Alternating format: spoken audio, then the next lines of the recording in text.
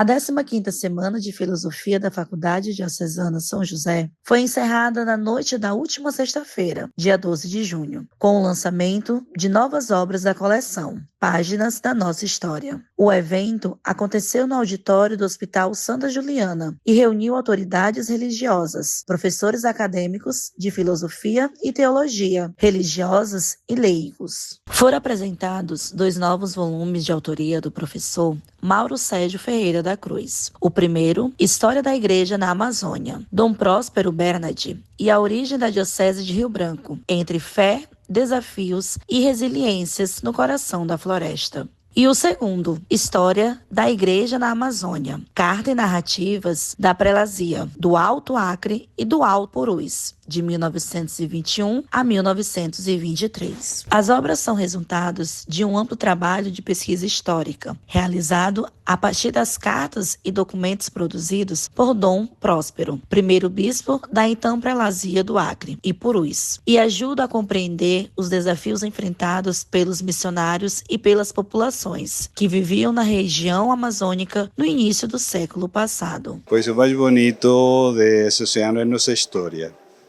Uma história grandiosa, uma história muito bonita, uma história ao mesmo tempo muito triste, pelo sofrimento, pela crueldade que se vivia aqui nos Seringais,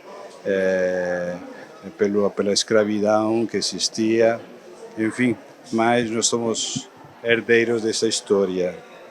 E o que nós somos hoje é fruto daqueles que nos precederam, sobretudo as mulheres que foram as apóstolas do Seringal, que transmitiram a fé para os filhos e assim pela frente.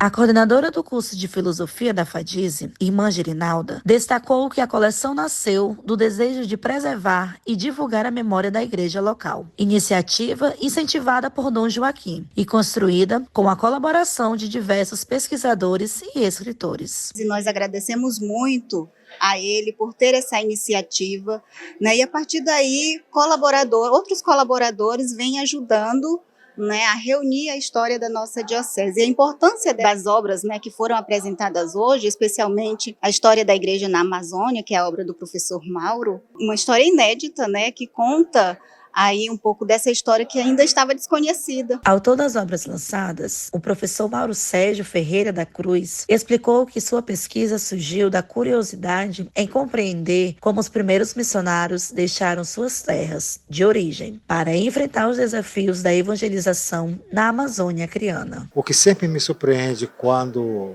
eu procuro estudar, pesquisar sobre a historiografia local é compreender, é descobrir, é me indagar sobre o espírito que moveram tantos homens e mulheres a deixar país, famílias, amigos, raízes, sobretudo no caso de Dom Próspero, né?